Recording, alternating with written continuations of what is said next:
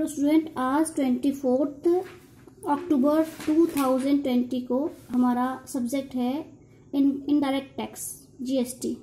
ठीक है, इसमें हमारा चैप्टर चल रहा था registration of dealer under GST, यानी जो हमारा जीएसटी एक्ट है उसमें रजिस्ट्रेशन की क्या प्रोसेस है। आज मैं आपको उसका प्रोसेस करवा रही हूँ, प्रोसीजर करवा रही हूँ। ठीक है, तो इन जीएसटी एक्ट 2017 का सेक्शन नंबर 25 में सारा प्रोसीजर लिखा हुआ है। तो देखो, GST has provided an online procedure for registration of various persons. It has recommended total of 30 forms of different process in the registration, such as application for registration, acknowledgement, query, rejection, registration certificate, show cause notice, cancellation, amendment, etc.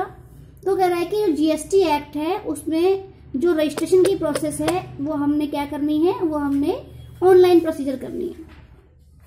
ठीक है, तो इसमें 30 forms different processes के लिए इन्होंने provide किए हुए हैं। जैसे कि एप्लीकेशन, यानी कि जब अप्लाई करेंगे रजिस्ट्रेशन का के लिए तो उसका फॉर्म नंबर 1 होगा, एक्नॉलेजमेंट का अलग होगा फॉर्म, क्वेरी के लिए अलग, रिजेक्शन के लिए अलग, रजिस्ट्रेशन सर्टिफिकेट अगर इन्होंने प्रोवाइड करना है उसके लिए अलग फॉर्म होगा, शो कॉज नोटिस, इसमें जो है कारण बताओ नोटिस होता है। ठीक है, कैंसिलेशन, रजिस्ट्रेशन का कैंसिलेशन करना है, अमेंडमेंट करनी है, ये सारे डिफरेंट टाइप्स के 30 फॉर्म्स होते हैं। तो following are the main steps in the process of registration. तो देखो बेटा, स्टेप्स ये है और ये बहुत ही इंपॉर्टेंट हमारा चैप्टर है, क्योंकि ये 101% ये क्वेश्चन आता ही है हमारी पंजाब यूनिवर्सिटी के उसमें एग्जाम में। तो देखो, स्टेप नंबर 1 है creation of login account, filling part A of form. ठीक है, तो सबसे पहले जो फर्स्ट स्टेप है वो जीएसटी रजिस्ट्रेशन में सबसे पहले एक जीएसटी आईएन यानी जीएसटी पोर्टल पे उसको अपना अकाउंट लॉगिन करना पड़ेगा, जिससे कि वो फर्स्ट फॉर्म का पार्ट ए फिल कर सके, क्योंकि पहले पार्ट ए ही फिल करते हैं। फॉर्म जो है तो हमारा 2 पार्ट में होता है, part A and part B.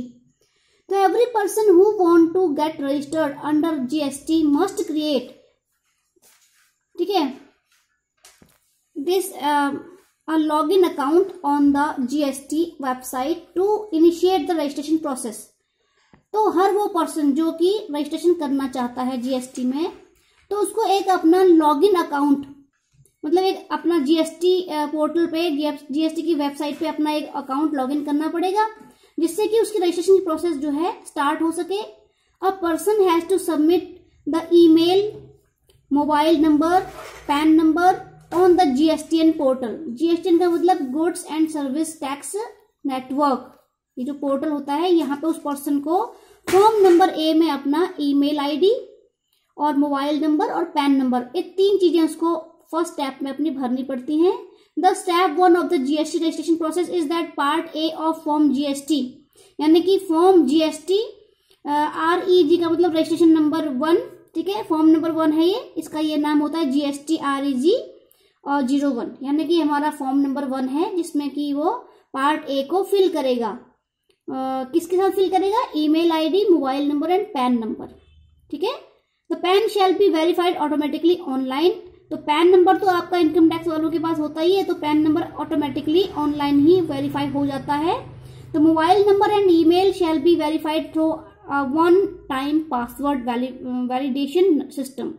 तो ओटीपी नंबर आता है, जैसे पोर्टल पे जाके जैसे आप लोग अपना वो भरते हो माइनॉरिटी का फॉर्म, उसमें भी एक ओटीपी आता है। ऐसे ही जो ये जीएसटी पोर्टल वाले हैं, ये आपको एक मोबाइल नंबर और उसका ईमेल आईडी को कंफर्म करने के लिए एक ओटीपी नंबर सेंड करेंगे।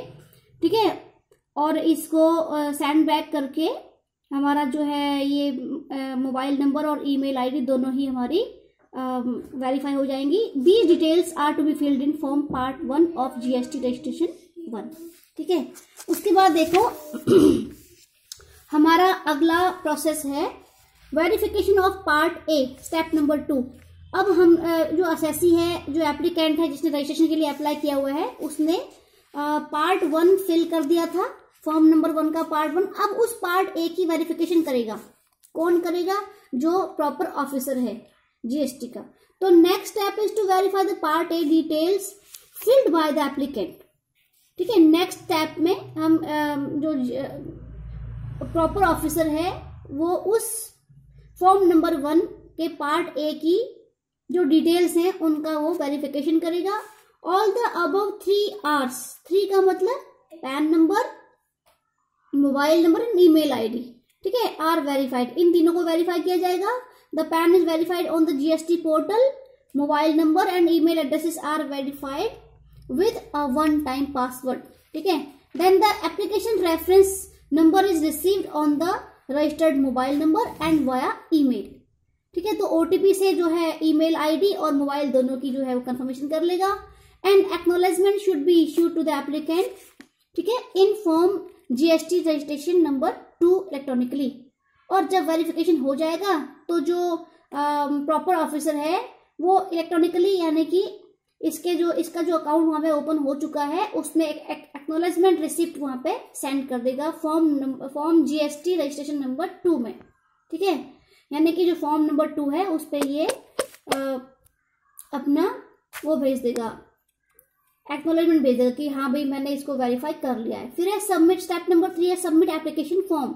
तो once basic details are verified, तो एक बार जब ये basic details email ID, mobile number और पैन नंबर तीनों वेरीफाई हो जाते हैं तो person has to fill the registration form. तो जो पर्सन है यानी कि जो एप्लीकेंट है उसको वो रजिस्ट्रेशन फॉर्म फिल करना पड़ता है and complete all the related formalities like uploading documents etcetera, ठीक है। उसके बाद जब वो रजिस्ट्रेशन के लिए रजिस्ट्रेशन फॉर्म को फिल करता है तो उसको सारे की सारी जो फॉर्मेलिटीज हैं जैसे कि उन डॉक्यूमेंट्स को, अपने डॉक्यूमेंट्स को अपलोड करना, ये सारी फॉर्मेलिटीज वो कंप्लीट करनी पड़ती हैं। For this purpose part B of form GST registration number 1 has to be filled. तो ये सारा फिल करने के लिए उसको क्या करना पड़ेगा, उसको जो जीएसटी फॉर्म नंबर 1 है उसका पार्ट बी अब फिल करना पड़ेगा। पहले पार्ट ए में तो उसने ईमेल आईडी, पैन नंबर और मोबाइल नंबर ही भरा था, अब उसको जो है पार्ट बी में अपने सारे डिटेल्स भरने पड़ेंगे, ठीक है। And specify the application reference number, और उस फॉर्म में ही उसको जो है अपना पार्ट बी में अपना एप्लीकेशन रेफरेंस नंबर जो कि उसको भेजा था एक प्रॉपर ऑफिसर ने वो उसको भरना पड़ेगा। Then the form can be submitted after attaching required documents, और उसके बाद उस फॉर्म को सबमिट कर दिया जाएगा और जो रिक्वायर्ड डॉक्यूमेंट्स हैं वो उसको अटैच करने पड़ेंगे। तो ये तो रिक्वायर्ड डॉक्यूमेंट्स हैं, ये हैं देखो PAN number account, PAN account number या permanent account number of the applicant, proof of business registration like certificate of incorporation या पार्टनरशिप डीड। तो बिजनेस रजिस्ट्रेशन, बिजनेस का भाई उसका जो बिजनेस है वो रजिस्टर्ड है, इसका उसको प्रूफ देना पड़ेगा। वो कैसे देगा, अगर कंपनी है तो इनकॉर्पोरेशन का सर्टिफिकेट और अगर पार्टनरशिप फर्म है तो पार्टनरशिप डीड, ठीक है। Identify the address proof of the promoter with photograph. उसके बाद उस बिजनेस को के जो प्रमोटर्स हैं उनको विद फोटोग्राफ अपना आई कार्ड और अपना एड्रेस प्रूफ भेजना पड़ेगा। प्रूफ ऑफ प्रिंसिपल प्लेस, यहाँ प्रिंसिपल की स्पेलिंग गलत है और रूफ नहीं है, ये प्रूफ है, पीस के आगे लगाएंगे हम।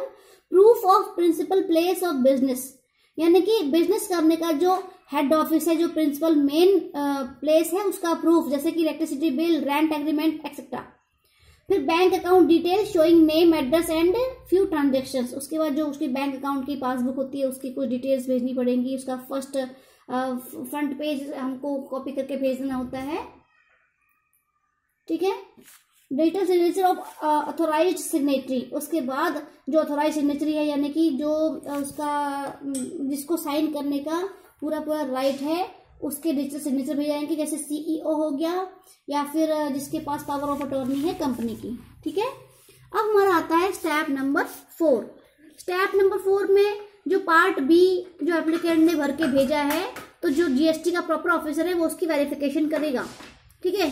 तो on the application is filled, once the application is filled and submitted, जब वो पूरी एप्लीकेशन फिल हो जाती है, सबमिट हो जाती है, then it shall be forwarded to the proper officer who will examine the application and the documents attached. तो उसके बाद जब ये एप्लीकेशन फिल हो जाती है, सबमिट हो जाती है, तो जो प्रॉपर ऑफिसर होता है उसके पास ये एप्लीकेशन और डॉक्यूमेंट जो अटैच किए हैं वो एग्जामिन करने के लिए, चेक करने के लिए इनको भेज दिया जाता है। If everything is found to be in order, अगर सब कुछ सही हुआ तो जब जीएसटी ऑफिसर जो है वो GST registration will be granted with in 3 working days, तो 3 वर्किंग डेज में वो जो जीएसटी रजिस्ट्रेशन जो है उसको सेंड कर दिया जाएगा। ठीक है। फिर स्टेप नंबर 5 है हमारा फर्दर क्लैरिफिकेशन बाय ऑफिसर। अब ये उस केस में होगा अगर सब कुछ प्रॉपर ऑर्डर में नहीं है, मतलब सब कुछ ठीक ठाक नहीं है, उसका डॉक्यूमेंट्स वगैरह में कुछ कमी है, तो जो प्रॉपर ऑफिसर है वो ज्यादा क्लैरिफिकेशन और फर्दर क्लैरिफिकेशन उससे मांगेगा, यानी कुछ और प्रूफ मांगेगा उससे। तो when the application submitted under rule 1 is found to be deficient, deficient का मतलब उसमें कुछ कमी उसको मिल रही है ऑफिसर को, तो either in term of any information or any document required to be furnished under the said rule, ठीक है। और when the proper officer requires any clarification with regard to any information provided in the application or documents furnished therein, तो he may issue a notice to the applicant electronically in form GST registration number 3, यानी form number 3 में, ठीक है बेटा। तो इस point में वो ये कहता है कि अगर प्रॉपर ऑफिसर एप्लीकेंट के द्वारा जो डॉक्यूमेंट वगैरह भेजे गए हैं उनसे अगर वो सेटिस्फाइड नहीं है या उसको और क्लैरिफिकेशन चाहिए, तो वो कुछ और डिटेल्स उससे मांगेगा। ठीक है। और वो किसमें, फॉर्म नंबर 4 में, वो इसके फॉर्म नंबर 3 में वो इसकी जो भी जानकारी है वो एप्लीकेंट के पास भेजेगा और उसको बोलेगा कि 3 वर्किंग डेज में अपने जो भी ये क्लैरिफिकेशन है या जो डॉक्यूमेंट्स वो मांग रहा है या जो इन्फॉर्मेशन वो मांग रहा है वो electronically form number GST registration number 4 में उसको भेज दे। ठीक है बेटा। यहां से आगे मैं आपको कल कराऊंगी।